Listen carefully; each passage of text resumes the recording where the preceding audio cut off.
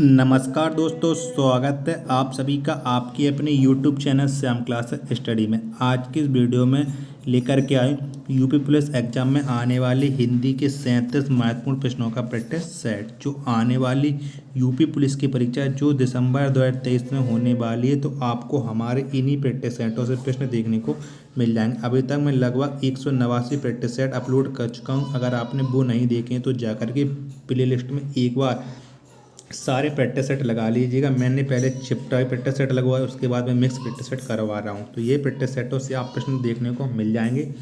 तो practice set अगर आपको पसंद आता है तो आप हमारे चैनल को सब्सक्राइब कर लीजिएगा और प्रैक्टिस सेट को लाइक कर दीजिएगा और इसे ज़्यादा से ज़्यादा शेयर करना, जिससे और भी लोग इस प्रैक्टिस सेट को लगाएँ और उन लोगों को भी अपनी तैयारी का पता लग जाए कि उनकी तैयारी यूपी पुलिस परीक्षा के लिए कितनी चल रही है। तो आप हमारे चैनल पर आपको संपूर्ण यूपी पुलिस एग्जाम की तैयारी कराई जा रही है। इस प्रैक्टिस सेट को आप अपने सभी छोटे भाई बहनों के पास जरूर शेयर कर दीजिएगा, जिससे वो भी इस प्रैक्टिस सेट को लगाएं और उन्हें भी अपनी तैयारी का पता लग जाए। तो चलिए शुरू करते हैं अपना हिंदी के 37 प्रश्नों का महत्वपूर्ण प्रैक्टिस सेट। तो क्वेश्चन है आपके सामने की भाववाचक संज्ञा छांटिए। तो इनमें से आपको बताना है कि कौन सी संज्ञा है वो भाववाचक है। तो कौन सी है? तो ये जो करुणा है यह भाववाचक संज्ञा है। ऑप्शन नंबर बी इसका राइट आंसर हो जाएगा। अगला क्वेश्चन है आपके सामने की अनुवाद में प्रयुक्त उपसर्ग है। तो अनुवाद में कौन सा उपसर्ग प्रयुक्त है ये आपको बताना है। तो कौन सा उपसर्ग है अनुवाद में? तो अनुवाद में उपसर्ग है अनु। कौन सा है? अनु। ऑप्शन नंबर डी इसका राइट आंसर हो जाएगा। अगला प्रश्न है आपके सामने कि निम्नलिखित में देवनागरी लिपि की कौन सी विशेषता नहीं है। तो इनमें से देवनागरी लिपि की कौन सी विशेषता नहीं है ये आपको बताना है। तो चारों विकल्प देख लीजिए और इसके बाद बताइए कि देवनागरी लिपि की कौन सी विशेषता नहीं है। तो कुछ वर्णों का उच्चारण नहीं होता, यह देवनागरी लिपि की विशेषता नहीं है। ऑप्शन नंबर बी इसका राइट आंसर हो जाएगा। अगला है आपके सामने कि निम्नलिखित वाक्य में मोटा छपा शब्द विशेषण है, उसका भेद छांटिए। कुछ बच्चे कक्षा में शोर मचा रहे, तो आपको इसमें विशेषण बताना है। तो कौन सा विशेषण है इसमें? तो इसमें विशेषण अनिश्चित संख्यावाचक विशेषण। ऑप्शन नंबर डी इसका राइट आंसर हो जाएगा। नेक्स्ट है आपके सामने कि निम्नलिखित में से संज्ञा शब्द का चयन कीजिए। तो इनमें से आपको बताना है कि कौन सा संज्ञा शब्द है। तो कौन सा इनमें संज्ञा शब्द? तो इसमें संज्ञा शब्द है भूगोल, ये संज्ञा शब्द है। ऑप्शन नंबर डी इसका राइट आंसर हो जाएगा। अगला प्रश्न है आपके सामने, भारतवर्ष में हिंदी को आप किस वर्ग में रखेंगे? तो भारतवर्ष में हम हिंदी को किस वर्ग में रखेंगे? तो हम रखेंगे हिंदी को राष्ट्रभाषा वर्ग में। कौन से वर्ग में? राष्ट्रभाषा वर्ग में। ऑप्शन नंबर बी इसका राइट आंसर हो जाएगा। वह घर से बाहर गया, इस वाक्य में कौन सा कारक है? तो इस वाक्य में कौन सा कारक है? वह घर से बाहर गया, तो इस वाक्य में कारक है अपादान कारक। कौन सा कारक है? अपादान कारक। ऑप्शन नंबर डी इसका राइट आंसर हो जाएगा। नेक्स्ट प्रश्न है आपके सामने कि निम्नलिखित विकल्पों में से मत्सर शब्द का अनेकार्थी रूप है। तो मत्सर शब्द का अनेकार्थी रूप कौन सा हो जाएगा ये आपको बताना है। तो इसका अनेकार्थी रूप हो जाएगा राग। क्या हो जाएगा? राग। ऑप्शन नंबर बी इसका राइट आंसर हो जाएगा। नेक्स्ट है आपके सामने कि सर्प मेघ हरिण किस शब्द के अनेकार्थी हैं। तो सर्प मेघ हरिण किस शब्द के अनेकार्थी हैं? तो ये अनेकार्थी है सारंग के। किसके है? सारंग के। ऑप्शन नंबर ए इसका राइट आंसर हो जाएगा। अगला है आपके सामने कि निम्नलिखित विकल्पों में से कौन सा शब्द उदार का विलोम है। तो उदार का विलोम शब्द कौन सा होगा ये आपको बताना है। तो उदार का विलोम शब्द हो जाएगा अनुदार। क्या हो जाएगा? अनुदार। ऑप्शन नंबर डी इसका राइट आंसर हो जाएगा। निम्नलिखित में से कौन सा शब्द शुक्ल का विलोम है? तो आपको बताना कि शुक्ल का विलोम शब्द कौन सा होगा। शुक्ल का विलोम शब्द हो जाएगा कृष्ण। क्या? कृष्ण है जो शुक्ल का विलोम है। ऑप्शन नंबर बी इसका राइट आंसर हो जाएगा।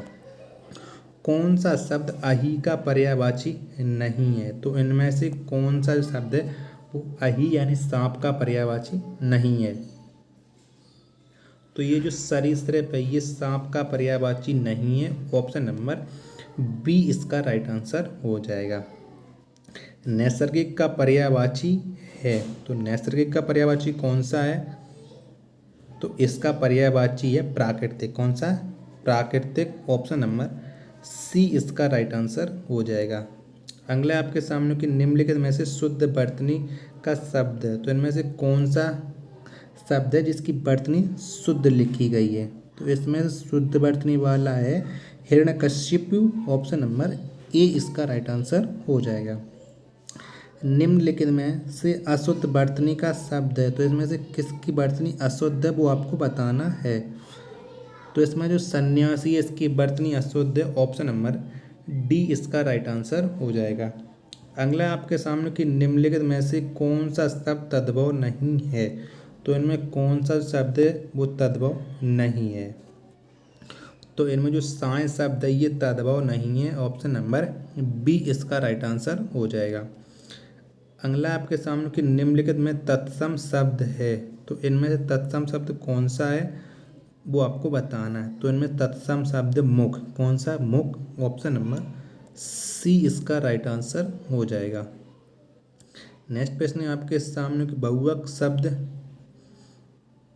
का सही अर्थ है, तो बहुवचन शब्द का सही अर्थ क्या हो जाएगा? तो इसका सही अर्थ हो जाएगा जो बहुत जानकार हो। ऑप्शन नंबर ए इसका राइट आंसर हो जाएगा। नेक्स्ट है आपके सामने कि जिसे किसी से लगाव ना हो के लिए एक शब्द होगा, तो जिसे किसी से लगाव ना हो उसके लिए एक शब्द क्या हो जाएगा? तो इसके लिए एक शब्द हो जाएगा कौन सा? इससे हो जाएगा निर्लिप्त। क्या? निर्लिप्त। ऑप्शन नंबर सी इसका राइट आंसर हो जाएगा। काव्य में कितने रस माने जाते हैं? तो काव्य में कितने रस माने जाते हैं वो आपको बताना है। तो काव्य में 9 रस माने जाते हैं। कितने? 9 रस। ऑप्शन नंबर सी इसका राइट आंसर हो जाएगा। अगला प्रश्न है आपके सामने निर्देश दिएगा 26-27 के लिए कि निम्नलिखित पद्यांश को पढ़कर सही छंद का चयन कीजिए। तो क्वेश्चन नंबर 26 और 27 में आपको छंद बताना है, तो पढ़ लीजिएगा। सहज विलास हास पिए की हुलास तजी दुख के निवास प्रेम पास परियात। तो इसमें कौन सा छंद है वो आपको बताना है।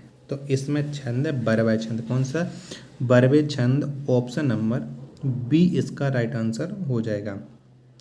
नेक्स्ट है आपके सामने कि मातृभू सी मातृभू है अन्य से तुलना नहीं। तो इसमें कौन सा छंद है? तो इसमें छंद है गीत का। कौन सा? गीत का छंद। ऑप्शन नंबर डी इसका राइट आंसर हो जाएगा। नेक्स्ट है आपके सामने क्वेश्चन नंबर 28 और 29, 28 से 30 तक के लिए कि निम्नलिखित प्रश्नों में दिए गए वाक्यों में प्रयुक्त अलंकार के भेद का चयन कीजिए। 28, 29, 30 में आपको अलंकार बताना है। तो क्वेश्चन 28 है कि भरत ही होई न राज मधु विधि हरि हर पाद पाई कभों की काजी सिकरनी क्षीर सिंधु बिनसाई। तो इनमें कौन सा अलंकार है वो आपको बताना। तो इसमें अलंकार है दृष्टांत अलंकार। कौन सा? दृष्टांत अलंकार। ऑप्शन नंबर बी इसका राइट आंसर हो जाएगा। माला फेरत युग भया फिरा न मन का फेर कर का मन का डार दे मन का फेर। तो इसमें कौन सा अलंकार है? तो इसमें अलंकार है यमक अलंकार। कौन सा? यमक अलंकार। ऑप्शन नंबर सी इसका राइट आंसर हो जाएगा। नेक्स्ट है आपके सामने की सोहत ओढ़े पीत पट श्याम सलोने गात मानव नीलमणि शैल पर अब तो पर्यो प्रभात।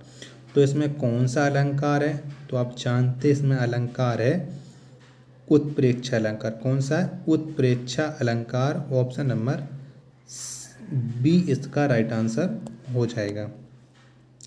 नेक्स्ट क्वेश्चन आपके सामने निर्देश दिएगा 31-32 के लिए कि निम्नलिखित प्रश्नों में दी गई रचनाओं की रचयिता के नाम का चयन कीजिए। यानी रचना दी गई है तो इनकी आपको रचनाकार का नाम बताना है। संस्कृति के 4 अध्याय को किसने लिखा है? तो संस्कृति की जो 4 अध्याय रचना इसे लिखा रामधारी सिंह दिनकर ने। किसने? रामधारी सिंह दिनकर ने। ऑप्शन नंबर ए इसका राइट आंसर हो जाएगा। नेक्स्ट है आपके सामने की आचरण की सभ्यता। आचरण की सभ्यता, इसकी रचनाकार कौन है या रचयिता? तो इसकी रचयिता हैं सरदार पूर्ण सिंह। कौन सी है? सरदार पूर्ण सिंह। ऑप्शन नंबर डी इसका राइट आंसर हो जाएगा। अगला प्रश्न है आपके सामने कि निम्नलिखित में से कौन गलत सुमेलित है? तो इनमें से कौन सा गलत सुमेलित है वो आपको बताना है। अंगूठे पर मारना, परवाह न करना, ये सही है। कान काटना, मात दे करना, ये सही है। नज़र करना, भेंट करना, ये सही है। नज़र पर चढ़ना, आंख बचाना, ये गलत हो जाएगा। ऑप्शन नंबर डी इसका राइट आंसर हो जाएगा। जूतियों में दाल बांटना मुहावरे का सही अर्थ है। तो जूतियों में दाल बांटना मुहावरे का सही अर्थ है लड़ाई झगड़ा हो जाना। ऑप्शन नंबर ए इसका राइट आंसर हो जाएगा। अगला क्वेश्चन है आपके सामने 35 की निम्नलिखित में से कौन सा वाक्य सही है? तो बताओ इनमें से कौन सा वाक्य सही है? चारों ऑप्शन आपके सामने हैं। तो इसमें सही हो जाएगा श्री राम 14 वर्ष के बाद वन से लौटे। ऑप्शन नंबर डी इसका राइट आंसर हो जाएगा। अगला आपके सामने कौन सा वाक्य शुद्ध है? तो आपको बताना कि इनमें से कौन सा वाक्य है वो शुद्ध है। तो इनमें शुद्ध है यह आंखों देखी घटना है। ऑप्शन नंबर बी इसका राइट आंसर हो जाएगा। नेक्स्ट है आपके सामने कि कौन सा वाक्य शुद्ध है? तो इनमें से कौन सा वाक्य है वो शुद्ध है? तो इनमें शुद्ध वाक्य है ऑप्शन नंबर डी वाला कि तुम्हें कल कुछ हो जाए तो मैं कहीं का नहीं रहूँगा। ऑप्शन नंबर डी इसका राइट आंसर हो जाएगा। नेक्स्ट है कि 38 से 40 तक के लिए आपको दिए गए त्रुटि बताने की किस वाक्य में त्रुटि है। तो रात में एकाएक अचानक कमरे में धुआं उठा, कोई त्रुटि नहीं है। तो इसके कौन से भाग में त्रुटि है वो आपको बताना है। तो एकाएक है जो 38 का, इसमें त्रुटि है। ऑप्शन नंबर बी इसका राइट आंसर हो जाएगा। रात में अचानक कमरे में ये आना चाहिए था, एकाएक नहीं आना चाहिए था। उन दंपति के बीच संबंध तनावपूर्ण चल रहे थे, कोई त्रुटि नहीं। तो इसमें किसमें त्रुटि है? तो इसमें त्रुटि है, वो नहीं होना चाहिए। दंपति के बीच तनावपूर्ण चल रहा है, ये सही होना चाहिए। ऑप्शन नंबर बी इसका राइट आंसर हो जाएगा। लास्ट है आज की प्रैक्टिस सेट का क्वेश्चन। पूछताछ पर पता चला कि यह यात्री पहले भी 3 बार भारत आ चुका है, कोई त्रुटि नहीं है। तो किस वाक्य में त्रुटि है? तो इसमें है ऑप्शन नंबर ए पूछताछ में त्रुटि है। ऑप्शन नंबर ए इसका राइट आंसर हो जाएगा। तो अब आप बताएं कि आपने हमारे इन 40 प्रश्नों के प्रैक्टिस सेट में कितने प्रश्न सही किए और आपको ये वीडियो कैसी लगी। वीडियो पसंद आई हो तो वीडियो को आप लाइक कर दीजिएगा। चैनल को आपने सब्सक्राइब नहीं किया तो चैनल को जरूर सब्सक्राइब कर लीजिएगा। मिलते हैं अपन नेक्स्ट प्रैक्टिस सेट में, तब तक के लिए धन्यवाद। जय हिंद प्यारे साथियों।